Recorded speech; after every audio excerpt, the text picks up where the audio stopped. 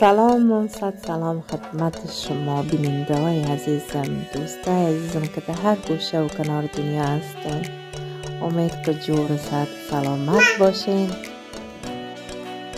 دوستای عزیزم امیدوار هستم که ویدیو های من مورد پسندتان قرار بگیرم. ویدیوهای مرا بیننده باشین. دیگر لایک سابسکرایب فراموش نشه دوستای.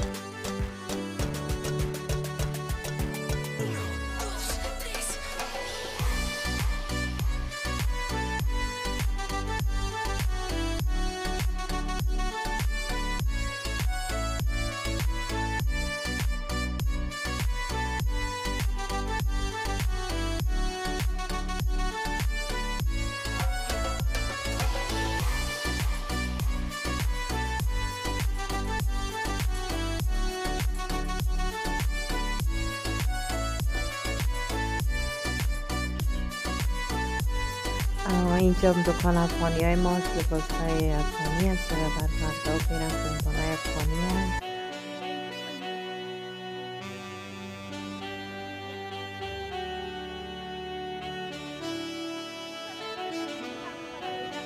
با همینجا دکان کتوری رو پیدا کردیم. دوستای عزیز دیگه من زیاد خودم علاقه مند جلسه هستم، خوش دارم زیاد از این جگه پیدا کردم. بعد از خیلی وقتا جلسه شوی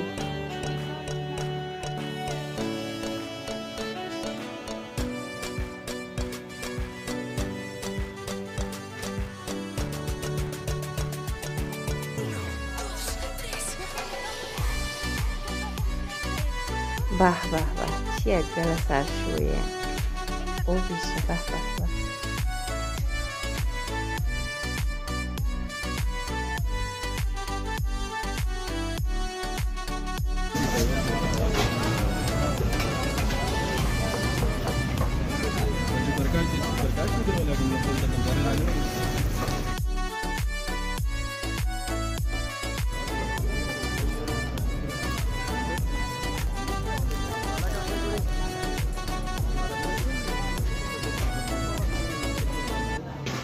گفتنم در پاکستان هم خیلی خانمایی هستن زیاد که چادری میکنن. به خدا آدم به یاد افغانستان مندازن.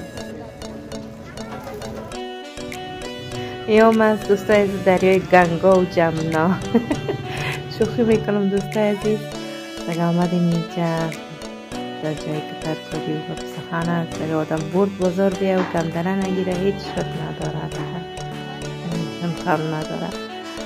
اینجا آمدیم کمدره میگیرم کمه به خوب ترکاری های تازه داره. یا آقا گرد پرفروش هست، خوب گرای خوبش داشت. یک کمه گر گرفتم.